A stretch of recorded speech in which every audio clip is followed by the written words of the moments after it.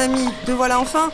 Et oui, Jean-Sébastien, c'est moi. J'étais retenu au lycée pour préparer avec Johan Ernest notre cours de clavecin de demain. Encore du clavecin?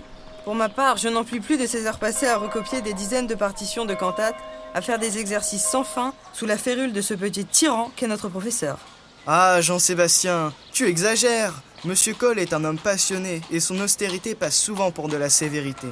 Mais en vérité, tu le sais, il adore son métier et il nous apprécie sincèrement. Tu as probablement raison, Georg, mais je n'en puis plus quand même de toutes ces journées passées à apprendre.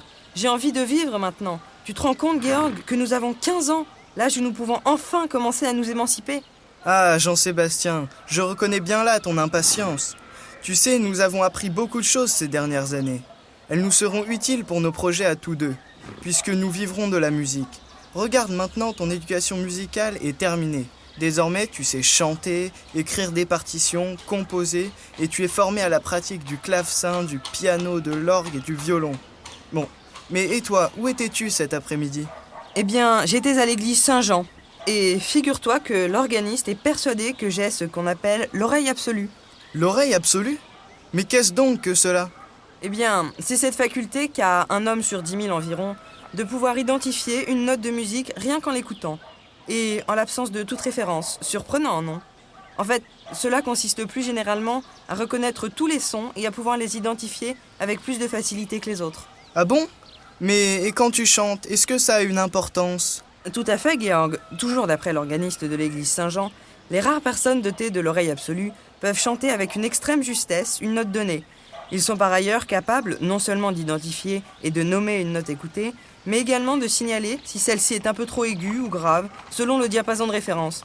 Cela permet d'avoir plus de facilité que les autres en composition ou en pratique musicale, par exemple. Rien que ça, l'oreille absolue. Déjà que tu es le premier de la classe, Jean-Sébastien, parce que tu adores travailler. Mais si en plus tu es doté de facultés et de pouvoirs hors du commun, je ne vois pas où cela peut te mener. Oui, tu as raison. Et puis, ce n'est pas d'avoir l'oreille absolue qui me permettra d'avoir une bonne note demain à l'interrogation écrite de mathématiques.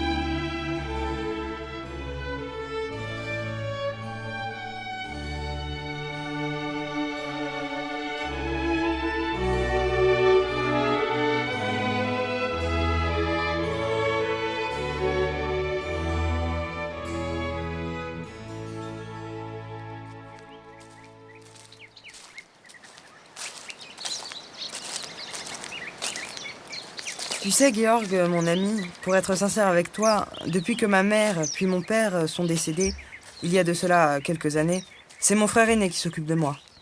Il le fait comme un père le ferait, avec beaucoup d'amour et de chaleur, dans une famille aimante.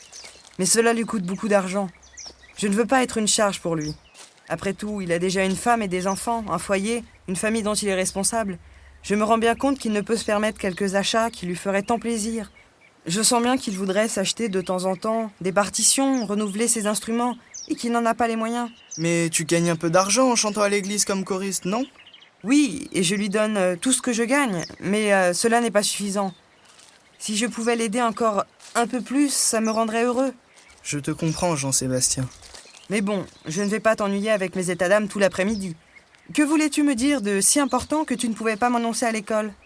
Ah, eh bien, la nouvelle que je vais t'annoncer ne va pas forcément te remplir de joie au premier abord, mais je quitte notre bonne petite ville d'Ordruf le 19 janvier prochain pour aller à Lunebourg.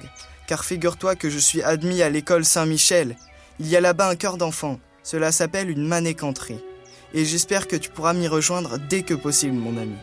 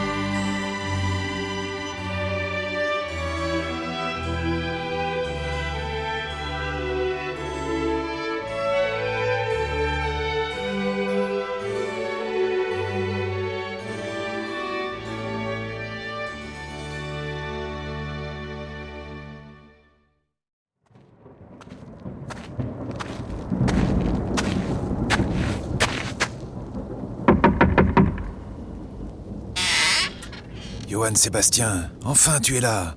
Entre vite te mettre au chaud. Oui, merci mon frère. Je suis bien content d'être enfin rentré. Quelle pluie, quel vent! Johann Sébastien, je suis content de te voir. Mais sacre bleu de nom d'une pipe, où étais-tu donc? Ta tante et moi... Nous espérons que vous avez apprécié cet aperçu. Pour continuer à écouter ce livre audio sur Google Play Livres, utilisez le lien dans la description de la vidéo.